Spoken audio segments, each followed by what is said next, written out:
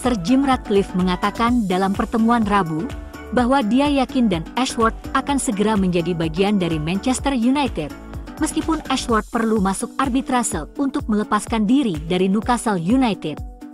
Sementara itu, tentang berada di Liga Eropa, pastinya akan berdampak pada anggaran, tapi fans yakin Manchester United adalah tim dan klub yang sangat menarik untuk ditonton. Ineos yakin banyak pemain akan sangat senang bermain untuk United. Ineos juga tetap konsisten menjual Jadon Sancho. Meski media membuatnya super, Sancho mencetak 3 gol dan 1 assist dalam 18 pertandingan untuk Dortmund musim ini. Mendengarkan komentator dan pakar Liga Champions seolah dia akan dicalonkan diri untuk Ballon d'Or. Padahal Antony masih lebih baik dengan 3 gol dan 2 assist. Ineos juga tetap ngotot ingin melepas Rafa Varane dan Casemiro. Galatasaray menunjukkan minat untuk mengontrak Varane dengan status bebas transfer musim panas ini. Bersama Fenerbahce, mereka juga berminat pada Casemiro.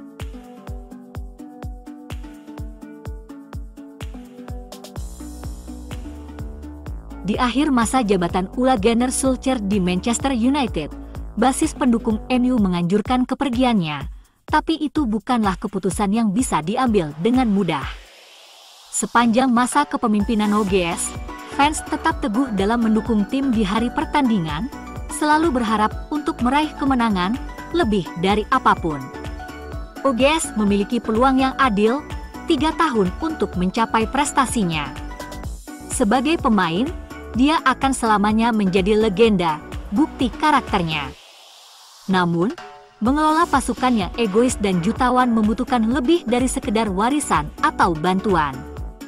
Gaya manajemen Solskjaer kurang tepat. Ada desas-desus tentang budaya teman pelatih, dan keengganan untuk menindak pemain yang berkinerja buruk. Kejadian-kejadian baru-baru ini di era ETH telah memberikan pencerahan mengenai pemain-pemain yang melakukan kesalahan dan melemparkan dosa kepada manajernya. Banyak penggemar pada saat itu menginginkan pendekatan yang lebih keras dan menganjurkan disiplin. Kurangnya disiplin ini berkontribusi pada masalah yang kita hadapi saat ini.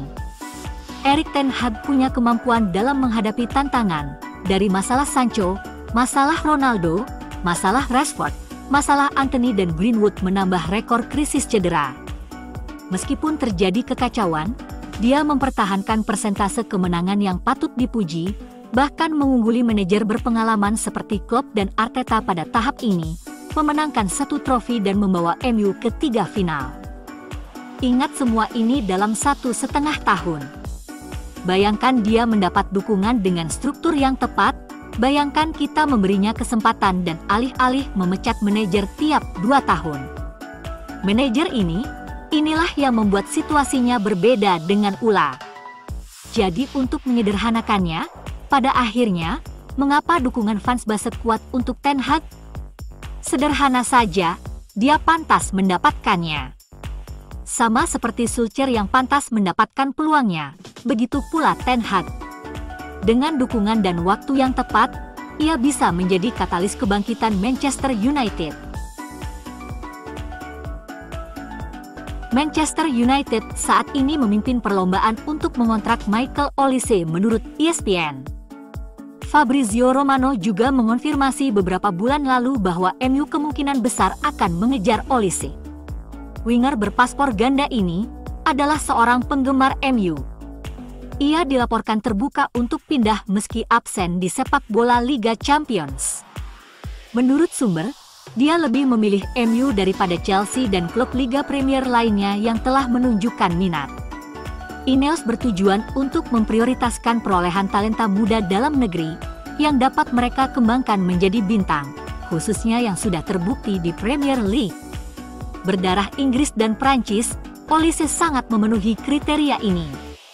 Mengingat potensi kepergian pemain seperti Pelistri, Sancho, dan Greenwood, serta Antony yang tidak terlalu dihargai oleh Ineos, Ten Hag kemungkinan besar membutuhkan pemain sayap kanan. Crystal Palace dikabarkan bersedia menerima tawaran untuk Olise dengan harga sekitar 60 juta pound.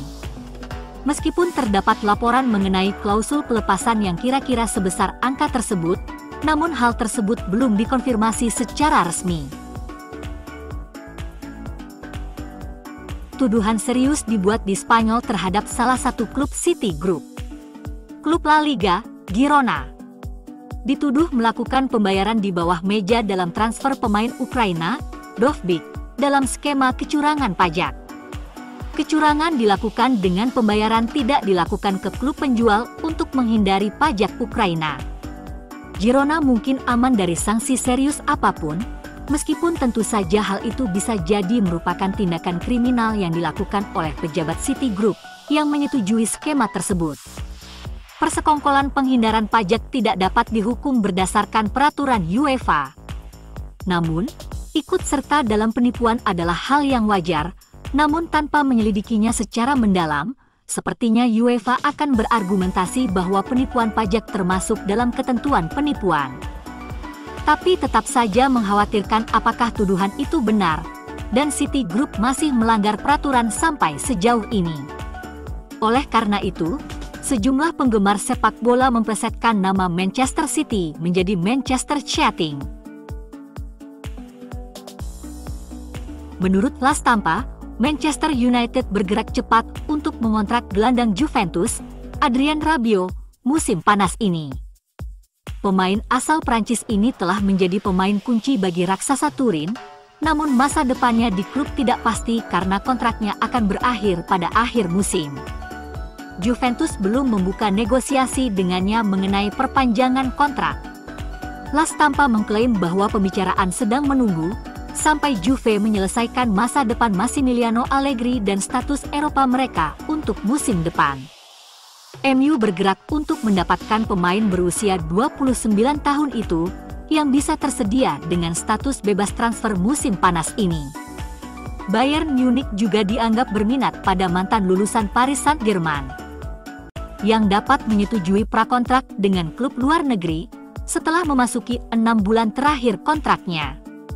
Rabiot adalah target utama Ten Hag ketika ia tiba sebagai manajer United pada tahun 2022. Raksasa Jerman memiliki keuntungan bermain di Liga Champions, tetapi setan merah bisa optimis untuk mengontraknya karena sang gelandang sebelumnya terkesan dengan Ten Hag. Erik meluangkan waktu untuk menelepon Rabiot secara pribadi mengenai kemungkinan pindah ke Old Trafford pada tahun 2022.